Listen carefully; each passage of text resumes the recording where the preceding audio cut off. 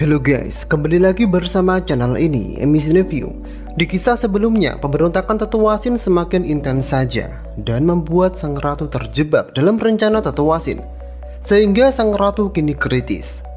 Di sisi lain, Guruji dan Yuren kini dalam perjalanan ke kota Sendu. Oke, tak perlu lama-lama lagi, inilah kisah Fighter of the Destiny part ke-23.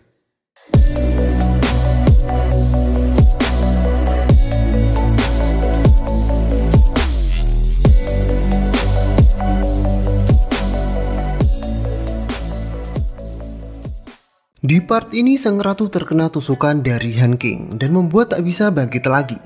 Dan ternyata Jenderal Han King ini adalah pangeran dari klan iblis, alias anak dari Raja Iblis, sekaligus saudara dari Nangke. Bagaimana dia bisa jadi jenderal klan manusia? Ceritanya dulu, setelah kekalahan klan iblis di perang besar, Kaisar Taizong memungut anak dari klan iblis. Dia adalah Jin Midi atau Han King. Seiring berjalannya waktu, Han King kemudian dijadikan jenderal oleh Taizong. Tapi lambat laun, Taizong menyadari bahwa Han King ini semakin mencurigakan. Oleh karena itu, Taizong ingin melenyapkan Han King sebelum dia meninggal. Tapi saat itu sang ratulah yang membela Han King dan membuat Han King menjadi penjaga makam Tianzhu. Kebaikan sang ratu sepertinya tak diingat oleh Han King. Han King kini seperti Tetuasin yang penuh ambisi. Di sana, Tetuasin mengungkapkan sebuah fakta bahwa Changsheng sebenarnya bukan anak kandung dari sang ratu. Changsheng ternyata adalah hanya sebuah salinan dan sebuah wadah yang terbuat dari darah Pangeran Miang atau pangeran yang asli. Dan itu semua salah satu rencana Tetuasin untuk melengsarkan sang ratu. Changsheng dibuat agar sang ratu terobsesi dengan Changsheng dan kemudian menghabiskan kekuatannya untuk menolong Changsheng yang divonis mati sebelum umur 20 tahun. Setelah mendengar fakta itu, sang ratu tak menyesal, malah dia sangat bersyukur dapat bertemu dengan Changsheng. Karena dengan bertemu dengan Changsheng, dia merasa memiliki rasa keibuan yang sebenarnya. Dan walau Changsheng hanya sebuah tiruan, sang ratu akan selalu menganggap Changsheng sebagai anak kesayangannya. Di sisi lain, Rong Er dan Tang Xiao yang mau datang membantu Changsheng dipindahkan Tetuasin ke dunia daunnya. Kembali ke Tetuasin. Di sana Tetuasin tak ingin basa-basi lagi dan kemudian ingin mengakhiri sang ratu saat itu juga. Tiba-tiba Changsheng datang dan menghentikan Tetuasin. Akan tetapi dengan kemampuan Changsheng sekarang, dia tak akan bisa menandingi Tetuasin.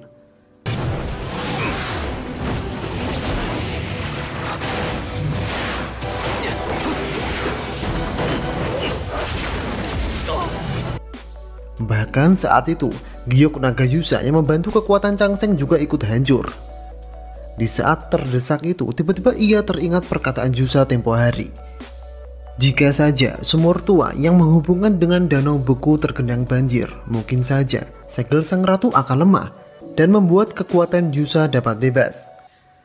Maka dari itu Changsheng akan mencobanya dengan pusaka pedang naga. Dia kemudian menyerang Tetuasin, sekaligus mengeluarkan kemampuan yang dapat memanggil hujan yang deras.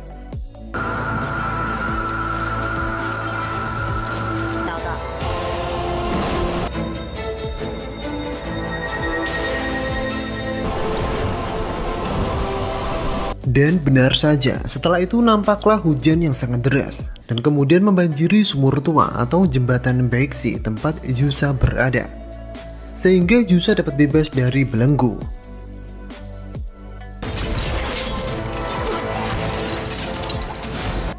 Kemudian Yusa segera datang membantu Changsheng, sehingga Changsheng dapat membawa pergi sang ratu.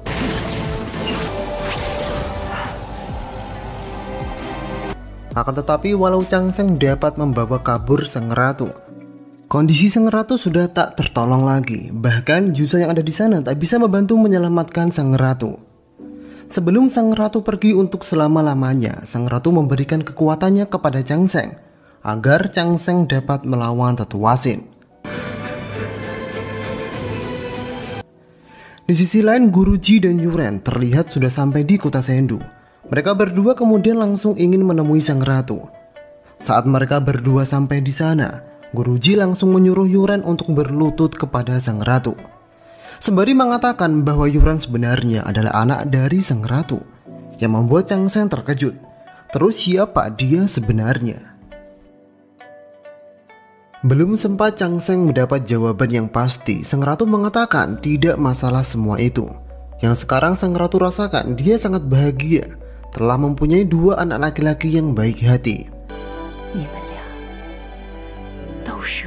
Disusul sang ratu menghembuskan nafasnya untuk yang terakhir kalinya.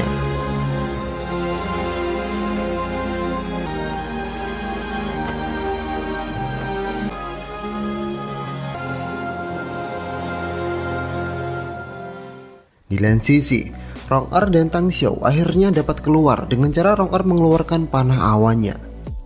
Di tempat lain, Lulu dan Yuan Po sampai juga di kerajaan Baidi. Di saat yang bersamaan kepergian sang ratu terlihat juga sampai di kerajaan Baidi. Melihat itu Raja Bei merasakan ada sesuatu yang tidak beres terjadi di kerajaan Zhao. Maka dari itu Raja Bei bergegas pergi ke kerajaan Zhao untuk menyelidikinya. Sementara itu, walau ada sesuatu yang terjadi pada kerajaan Zhou dan Chang Seng, Lulu terlihat bodoh amat. Dia akan tetap berada di kerajaan Baidi, sembari mempersiapkan menjadi seorang dewi. Sedangkan Raja Bei kemudian bersama Yuan Po pergi ke kota Sendu untuk mencari tahu. Sementara itu Chang Seng kemudian bertemu dengan Guruji. Guruji akhirnya menceritakan yang sebenarnya, bahwa Chang Seng bukanlah pangeran yang asli. Dulu Guruji dan saudaranya yaitu Tetua Sin menciptakan Chang Seng dari darah Yuren. Itu ditunjukkan agar Chang Seng menjadi sebuah wadah kekuatan bintang Yuren yang saat itu tak terkendali dan hampir meledak. Dan untuk menyelamatkan penerus terakhir Kaisar Taizong. Seiring berjalannya waktu, Tetua Sin dan Guruji bertujuan untuk melengsarkan sang ratu agar diambil oleh kaisar lain. Karena mereka merasa seorang wanita tak akan bisa mengendalikan sebuah kerajaan. Tapi di lain sisi, Tetua Sin malah memanfaatkan itu untuk menguntungkan dirinya sendiri dan untuk ambisinya menguasai kerajaan Zhao. Guruji merasa ini semua salahnya. Guruji meminta maaf kepada Chang Seng. Saat itu Chang Seng memaafkan gurunya. Chang Seng merasa bersyukur atas perlakuan Guruji selama ini dan dapat bertemu dengan semua orang yang disayangi. Dan saat ini, walau penciptaannya membuat takdirnya pendek, saat ini Chang Seng dapat mengatasinya. Kini Chang Seng sudah dapat bertahan karena meridiannya kini tertata ulang dengan formasi bintang. Dan dengan peta bintang di dalam dirinya, dia sepertinya akan dapat melawan takdirnya. Dan untuk saat ini, mereka harus fokus mencari cara untuk menghentikan Tetua Sin. Setelah itu terlihat Tetua Sin datang untuk mencari Chang Seng. Dan kemudian terlihat Guruji menghalanginya. Walaupun begitu Tetua Sin masih memaksa. Walau dengan formasi pedang milik Guruji, itu tak dapat membendung Tetua Sin, sehingga Guruji mundur.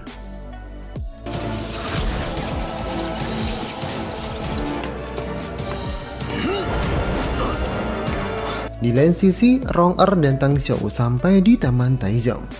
Di sana Rong Er sudah melihat tubuh ratu sudah mematung. Terlihat Guruji kemudian menyuruh semuanya mundur karena dia tak bisa menahan Tetua Sin. Sekilas Guruji menunjukkan sebuah jalan rahasia untuk bersembunyi.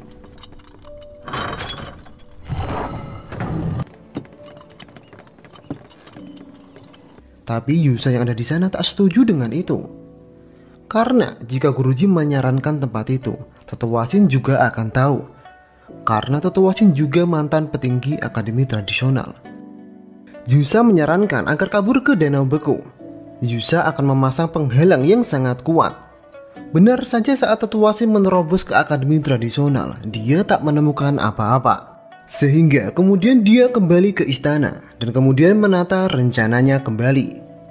Di samping itu dia melenyapkan semua orang yang masih melawan.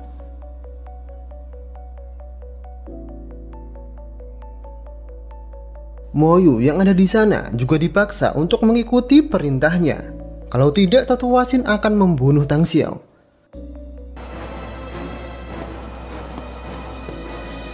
Kembali ke Danau Beku, Tang Xiao yang berada di sana merasa gelisah. Walau dia saat ini aman, dia sangat khawatir dengan keadaan Moyu, sehingga dia keluar sebentar untuk mencari Moyu. Di lain sisi, Yuren mengatakan kepada Chang Seng bahwa dia sangat menyesal datang. karena itu telah membuat status Pangeran Changsheng menjadi hilang.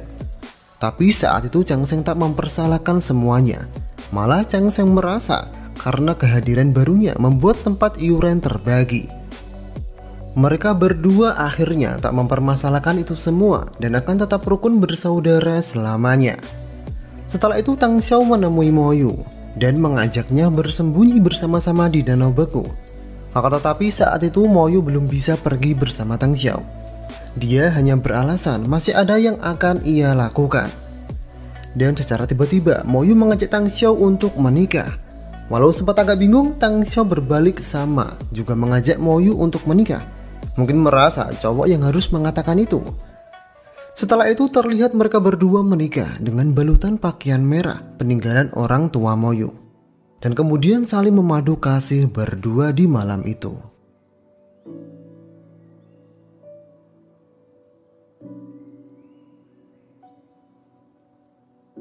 Setelah malam indah itu berlalu, paginya Mo Yu diam-diam pergi tanpa memberitahu Tang Xiao. Ternyata Mo Yu berencana maju sendirian untuk menghentikan Tetu Wasin. Dan ternyata menikah dengan Tang Xiao adalah hal terakhir yang Mo Yu inginkan sebelum ia mati. Pertama-tama Mo Yu akan menerobos istana untuk menghancurkan formasi bintang. Dengan sendirian dia membantai para prajurit yang menjaga depan istana dan menuju tempat formasi bintang berada.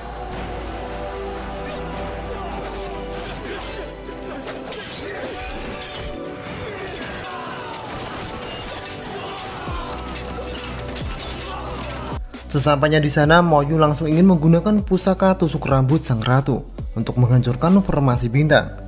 Akan tetapi sebelum dia berhasil, dia sudah ketahuan oleh Tetu Wasin, sehingga Mo Yu langsung ditumbangkan oleh Tetu Wasin.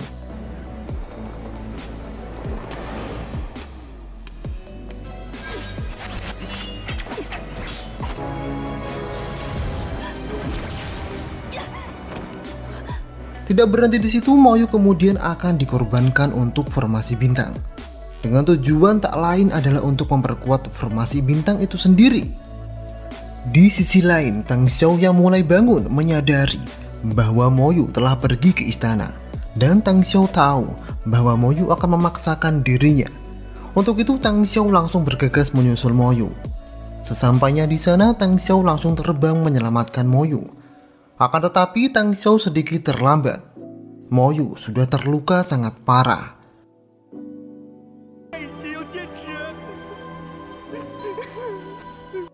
Saat Tetu Wasin ingin melenyapkan Tang Xiao sekalian, tiba-tiba Changsheng dan Rong Er datang menghentikan Tetu Wasin, sehingga Tang Xiao dapat membawa kabur Mo Yu.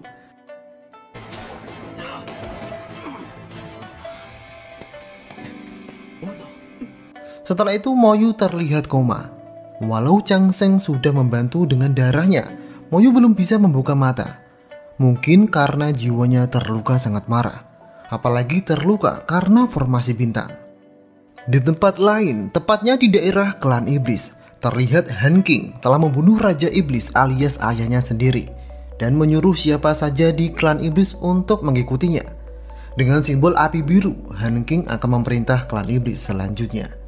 Akan tetapi semua orang di klan iblis tak sepenuhnya bisa mau menerima itu. Salah satunya adalah Nanke. Walau sebagai adik, Nanke tak akan menerima perintah dari kudeta yang kotor itu. Sehingga Han King memaksa, dan mereka berdua kemudian bertarung.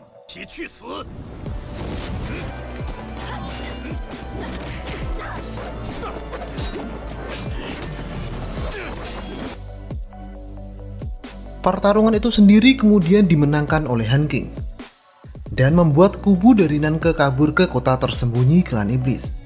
Kabar kematian Raja Iblis yang telah dibunuh Han King telah sampai ke kota Sendu.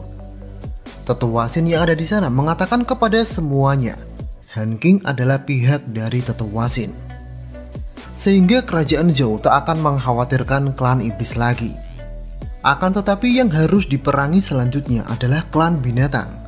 Ternyata ambisi Tetu Wasin bukan hanya menguasai kerajaan Zhou, melainkan seluruh dunia. Di lain sisi, Raja Bai yang pergi ke kota Sendu bersama Yuan Po kini sudah sampai. Dan kedatangan itu sendiri kemudian disadari oleh Tetu Wasin. Dengan formasi bintang, Tetua Sin kemudian menekan kekuatan Raja Bai sampai 50%. Walaupun begitu, Raja Bai mencoba melawannya, dan alhasil Raja Bai sedikit terluka. Raja Bai kemudian mengatakan kepada Chang Seng bahwa untuk mengalahkan Tetua Sin dengan formasi bintangnya, Chang Seng harus menggunakan peta bintang, lalu kemudian mengumpulkan kekuatan bintang orang-orang, dan selanjutnya dapat menghancurkan formasi bintang. Untuk saat ini Raja Bai akan kembali dulu ke kerajaan Baidi untuk memulihkan kekuatannya. Sebelum Yuan Po dan Raja Bai kembali, Chang Seng menitipkan buku yang berisi tentang tulisan kenangan Lulu kepada Yuan Po. Entah di sini Chang Seng sudah tahu kondisi Lulu yang sebenarnya atau belum, tapi yang pasti Chang Seng ingin kenangan-kenangan itu dapat dimiliki oleh Lulu. Setelah itu Chang Seng kembali ke Danau Beku dan mempersiapkan rencananya. Sebelum itu, untuk mengalihkan Tetua Sin agar rencananya lancar, Chang Seng kemudian menahan Tetua Sin.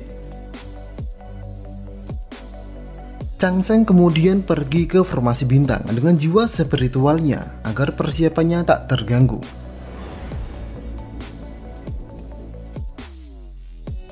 Di sana Chang Seng terlihat tak bisa menahan Tetua Sin. Tetua Sin bahkan ingin menghancurkan jiwa Chang Seng. Rong Er yang melihat Chang Seng terdesak pergi juga ke istana untuk menyelamatkan Chang Seng.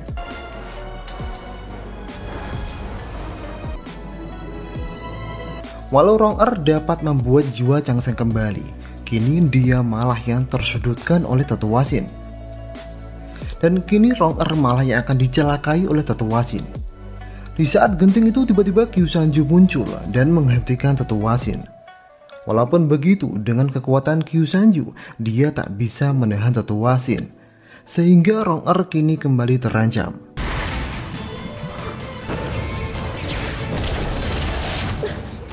Di lain sisi, Chang Seng dan Tang Xiao yang menyadari Rong Er telah tertangkap segera menuju ke istana untuk menyelamatkannya. Akan tetapi sesampainya di sana, Chang Seng dan Tang Xiao langsung dihadang oleh Zhou Tong. Di sana Zhou Tong mengeluarkan pusaka jubah merah yang mempunyai kekuatan melambatkan suatu gerakan musuh di dalam zona merah, sehingga Chang Seng terjebak dalam perangkap Zhou Tong. Di saat Chang Seng ingin dihabisi oleh Zhou Tong, secara diam-diam Tang Xiao menyelinap dengan jubah menghilangnya, kemudian berbalik membunuh Zhou Tong.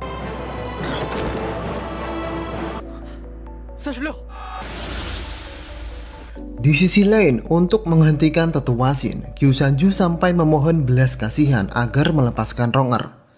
Dia berjanji akan melakukan apapun, bahkan menjadi budak Tetua Sin sekalipun. Di saat itulah tiba-tiba Chang Seng datang dan membuat Rong Er lepas. Akan tetapi Tetua Sin tak bisa membiarkan Rong Er lepas begitu saja. Terlihat Tetua Sin kemudian menyerang Rong Er agar terbunuh. Di saat itulah Qiu Shanju mengorbankan dirinya untuk menghalangi serangan Tetua Sin dan membuat Qiu Shanju terbunuh. Tapi tak ada waktu untuk berduka. Chang Seng dan Rong Er saat ini masih dalam ancaman Tetua Sin yang ada di sana. Di saat itulah tiba-tiba muncul kabut hitam dan langsung membawa Chang Seng, Rong Er dan Qiu Shanju pergi. Ternyata yang membawa mereka adalah jubah hitam. Dan disitulah jubah hitam kemudian menunjukkan identitas aslinya. Ternyata dia adalah saudara perempuan Zhou Dufu. Sepertinya dia mempunyai dendam masa lalu. Dia merasa kakaknya telah dikhianati oleh Kaisar Taizong, sang ratu dan kerajaan Zhou.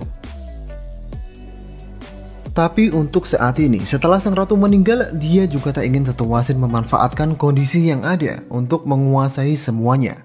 Apalagi menguasai formasi bintang, yang sejatinya kakaknya lah penemunya.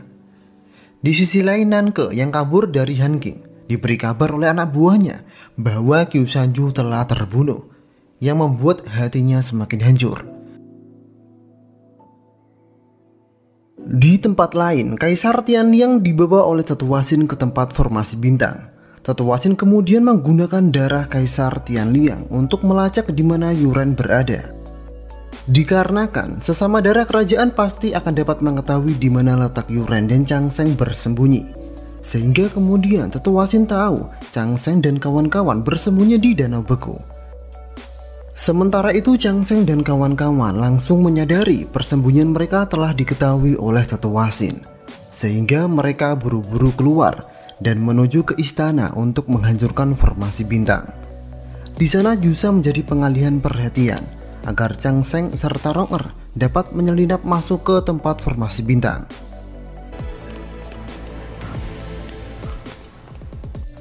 Sekilas rencana itu sedikit berhasil, akan tetapi tetua Xin segera menyadari itu, sehingga tetua Xin langsung menuju ke tempat formasi bintang untuk menghentikan Chang Seng. Rong yang ada di sana berupaya untuk menghentikan tetua Xin, sedangkan Chang Seng akan mengumpulkan kekuatan dan mencari titik lemah formasi bintang. Sekilas Rong sedikit kewalahan, akan tetapi Jusa yang ada di sana segera datang membantu, sehingga kini Rong juga ikut membantu Chang Seng mengumpulkan kekuatan. Setelah menyadari sinyal dari Chang Seng, Tang Xiao langsung menggabungkan kekuatan bintangnya. Akan tetapi di tempat lain, Lulu yang juga tahu itu sekilas tak mau membantu, karena dia pikir tak ada sangkut pautnya dengan dia. Yuan Po yang ada di sana membujuknya dan memberikan buku kenangan itu, dan akhirnya Lulu mau membantu.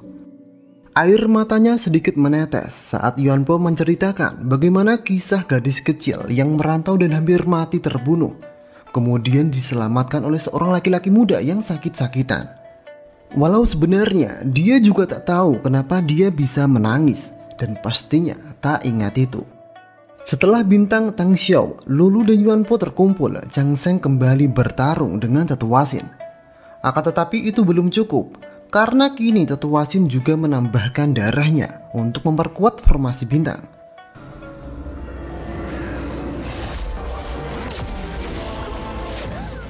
Sampai kemudian Ratu Bai, Raja Bai, Guruji dan Yuren juga ikut membantu.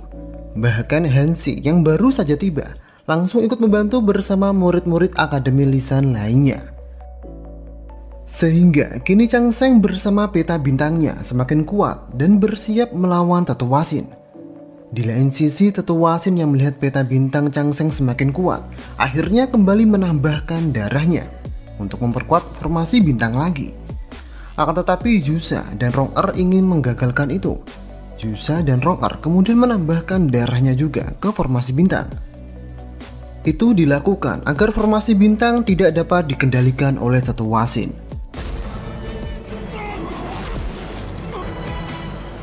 Setelah itu, Chang Seng mengeluarkan pedang pembelah dan bersama Rong mereka berdua kemudian menghancurkan formasi bintang. Kemudian Chang Seng dan Rong menyatukan pedang itu, lalu membunuh tetua Xin.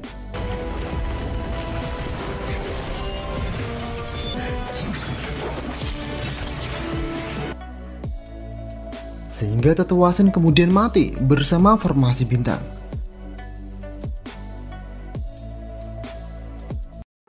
Setelah kejadian itu berakhir, kini Yuren diangkat menjadi penerus tahta selanjutnya, sedangkan Chang Seng akan menjadi penerus tetua Xin, yaitu sebagai Perdana Menteri tertinggi sekaligus paus kerajaan.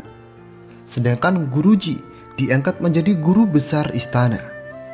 Sedangkan nasib Moyu sudah sedikit sadar, tapi tatapannya masih kosong. Mungkin butuh waktu untuk segera pulih. Tang Xiao akan selalu setia mendampingi Moyu. Sementara itu nasib Lulu kini akan menghabiskan sisa hidupnya sebagai Dewi di kuil suci kerajaan Bai. Dan Yuan Po akan selalu melindungi di sisi Lulu. Berbicara nasib Nanke, dia kemudian kembali ke pengasingan dan memakamkan mayat Qiu Sanju.